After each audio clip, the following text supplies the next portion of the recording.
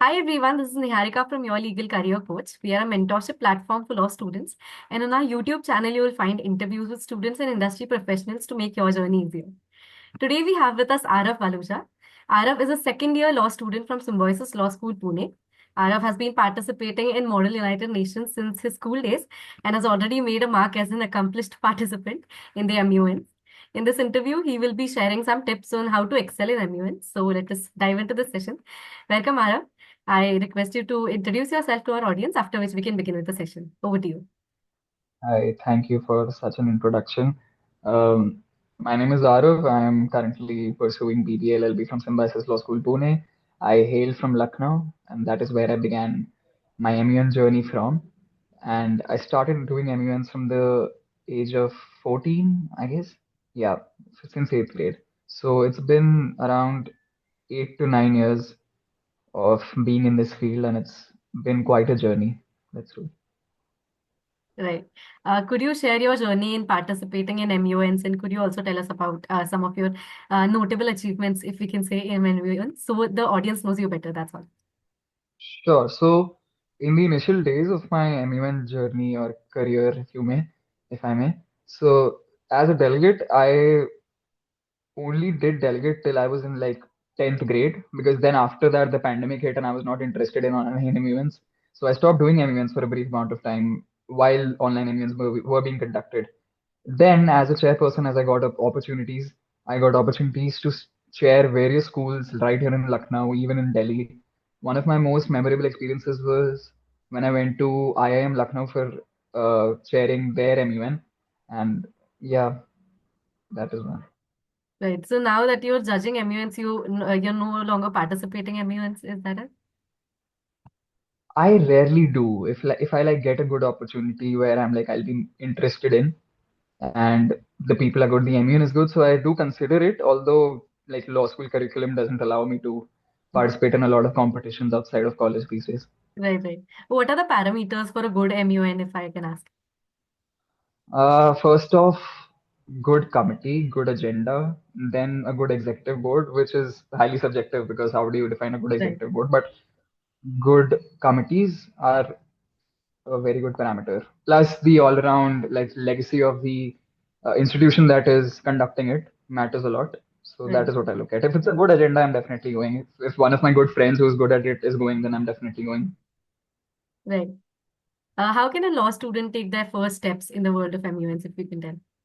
So specifically talking about people who have just entered law school and like want to venture into this field, I think if your own institution conducts this, then do take part. If other institutions around you and if your institution does not, then also do take part because I think it's kind of like a fraternity role, right? A lot of institutions conduct it and call other institutions and participants. So as a first, just go there, observe things because nobody expects you to know anything at the first of it. But as you venture into this world, the first MUN that you ever go to will shape your whole experience as to what you're actually going to do, even if whether you'll be interested in such a thing or not. So the simple answer is just to take that one step and like go observe. Don't have too many expectations as to what it's going to be because most people enter into this world with a worldview of glamour and getting to wear a suit and arguing. So apart from the glamorous world, I think yeah, you should lower your expectations because it's a lot of work. Right, right. So, as a beginner, what factors should a student consider to select their first MUN conference or role? As a beginner, so it really matters a lot as to what you're actually getting into. So for example, a beginner in school would, if chooses a very, very hard committee to be in that has a lot of difficult mandates and rules that are very complex, and essentially a good executive board also plays part in it. So for example, while I was in eighth grade and I went to like the first MUN that I ever went to was conducted by my own school, the advantage that I had over there was the executive board was also from my own school, so I could communicate with them on a personal capacity to get involved with what's going on in the MUN and get guidance. So in the external setting, that's not really the case. So you have to really get after your executive board because essentially they are your seniors. They will teach you everything. They will guide you through the committee, the process. So once you're choosing your first committee, just pick that you think that you might be interested in. There is no hard and fast rule that you have to go to a security council or for that matter, an Indian committee. There is no hard and fast rule. just pick something that you might be interested in. And if you do not know what you might be interested in, then I mean, just take a lucky guess. Because after that, if you really want to take experience, then you have a lot of time at your hands, hopefully you do, to go to different MUNs, different types of committees that have different mandates, crisis committees, whatnot. So it's really in the first initial time, for the first 3 or 4 MUNs, you just have to get the hang of it as to what you actually like, and then you can like continue doing committees that you are focused that you might be interested in. Right. How should students prepare for their roles in an MUN when representing a country or organization? So firstly, you have to understand the agenda itself. So, what that means is the reason the agenda exists is because there are two sides, at least, or various sides to a certain topic, to a certain conflict. Now, the way international relations are framed in the actual world setting and therefore in an MUN is very, very subjective. There are countries on both sides with relations on either side, trade relations, economic relations, defense relations. It's very, very integral to understand as to how you are a stakeholder, direct stakeholder, or an indirect stakeholder in the agenda, specifically to the agenda that the committee is talking about. The first thing is to do stakeholders analysis. That is the first step of your research. Then get a general idea of the agenda as to what it is about, what are the various international laws that it relates to, how do these laws affect your standing as a country in the international scale. So the first thing is to do like a matter dump of everything, like get every general idea around the agenda that you have and like bring it together, read it, understand, and then go on specifics as to what your foreign policy might be, which are technical terms if you're just venturing into this world, but yeah. How can students effectively draft position papers or their opening statements and resolutions? If you have any tips, or if you could also tell us about the research strategies which you recommend for understanding these agendas or topics well. Sure, sure. So even while I was like sharing avidly in my school days and a part of my college days, what I saw that most beginners and most people who were just coming, they never really understood as to how to start. They know everything, they have general knowledge, but they don't know how to articulate themselves. So they like can't take that first step of that first speech that you have. So coming on to position papers can be very a little technical, but broadly what they should include is your a brief understanding of the agenda, your standing as your portfolio, that is the country that you have, your stance on the portfolio, and effective solutions. These are the three general things that have to be there in a position paper. Now, it also depends if the committee actually requires a position paper because that totally depends on what the executive board wants. But if it does, these three things should be there and it should be very, very brief. Like it does not, it no need to be like 10 pages. It does not have to be like 10 pages. It has to be like around 1 or 2 pages. And coming on to opening statement. So essentially, opening statement, like logically speaking, if you analyze why does an opening statement exist, is to like set the ground and set the base for the committee, like what we are actually going to talk about, because somebody has to lead the way for everybody to discuss a certain point or certain small parts of the agenda that are there. So in your opening statement, what I used to do and what I have observed very, very good delegates doing is firstly talking about the agenda briefly so that people in the committee who might also be first timers quite a lot understand it and kind of bring everybody in together with regards to how the 2 3 day conference is going to like plan out and how they are going to conduct everything. So it's like a very planning sort of speech wherein you give insights as to what you think with regards to the agenda and what other people might think and coming onto a consensus. So it's like the first piece really matters. It sets the motion and defines what the next 2 3 days are going to be about. So you have to write your speech with that perspective. And of course, once you step into the shoes of a delegate, you're not your own person anymore in that committee. So everything that you do has to be in the same purview of the portfolio that you have. Right. So yeah, one more question that you asked that I didn't answer was Yeah. how research tips and how to Research effectively tips. conduct research. So researching in an MUN is actually a very like wide array of things that you need to consider. The first thing that you need to do is read the agenda word by word. Every word needs to be understood with regards to what context does it have. Most people don't do it. Once you understand the context of each thing, Then you delve into what international law governs this type of an agenda, what committee you're in, what is the mandate of the committee you're in. And it is important to understand that because every committee in a UN conference, the six principal organs or the five principal organs, if I may, are have their own set of duties and like responsibilities which they can't encroach upon naturally. Now you delve into those nuances. Platforms that you can use for research, Google Scholar, JSTOR is a very good example because you need research papers, assembly resolutions if you're in a UN committee, GA resolutions. But if you just like starting, YouTube also might help because you need to get a general idea of everything. Nobody wants to read legal documents from like 100 years ago. Right. So yeah. Have your research strategies changed from the time you've begin with your law school? Oh, massively, massively. Like I never read research papers, rarely ever read research papers in my school days. And I think my learning capacity or like my comprehension capacity has increased quite a lot. I don't get bored reading documents anymore. So understanding how international law works has also changed a lot because there Right. have been new concepts coming to light.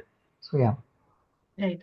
So the question was, what are your tips for balancing advocacy for one's own position with establishing a consensus among the delegates, other delegates?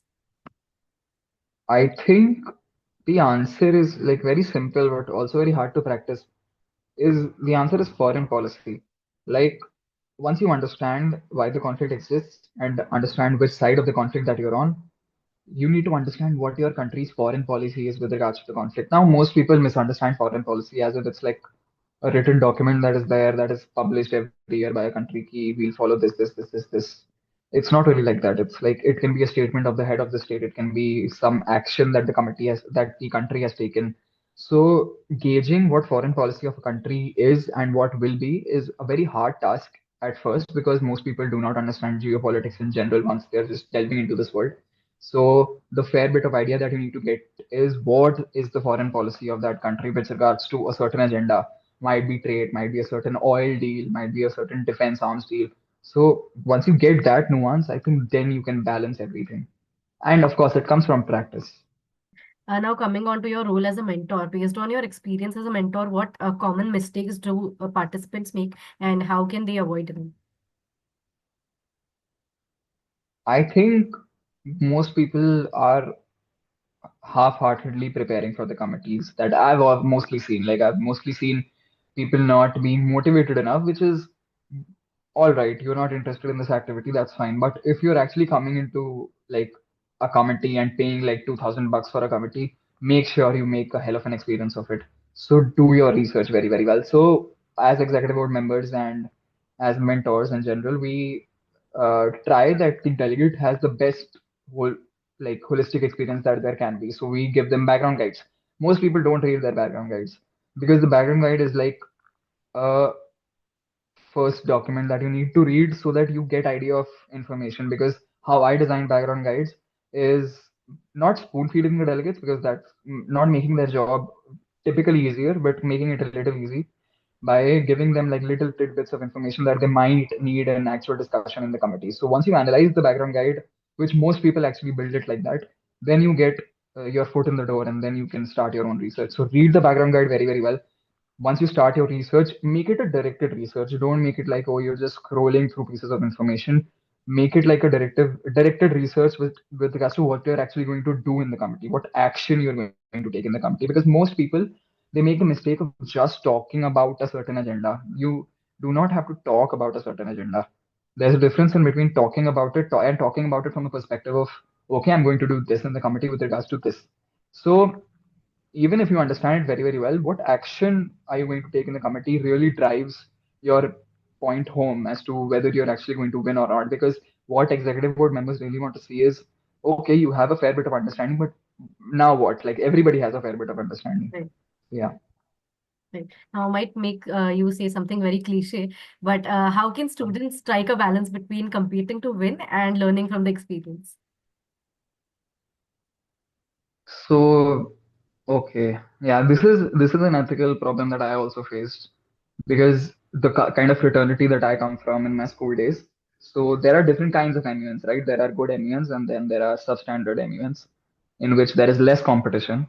So it really matters as to what you choose. You choose the hard task and you do not care about winning, you just care about learning, or do you choose a typically easier task and just win?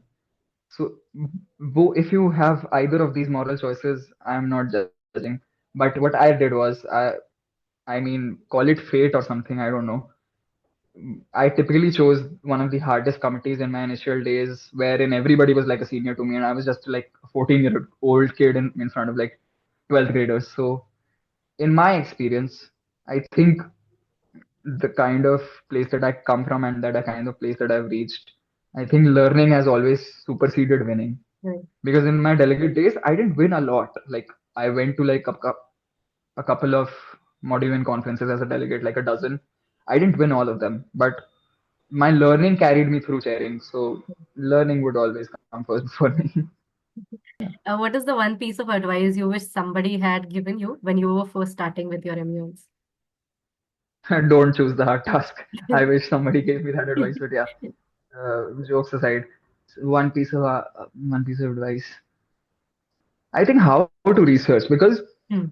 when I was doing delegates, doing MUNs as a delegate, nobody was there telling us how to research. And all of these mentoring and like workshops have come like way later when I'm the only one conducting one of those workshops in schools. Right. So I think students need to analyze the importance of this and like really grasp. So like whoever talks about this, for example, we are doing this right now. So this was never existed like 7 8 years ago. Right. So yeah, get the right kind of mentorship, listen to people who are older to you, and if you're getting the right kind of advice, listen to it. Always stick to research supersedes everything. Like I've seen delegates like bluffing their way out of committees, but that usually will blow up against you if there's other good people in the committee. So yeah. Right. With this, I believe we have got hold of all the tips that we needed to know. Thank you so very much for being here and sharing your experience. I am very positive this video will be of utmost help to everybody watching it. Once again, thank you. On behalf of ILCCI, thank you and wish you the very best for your journey ahead. Thank you.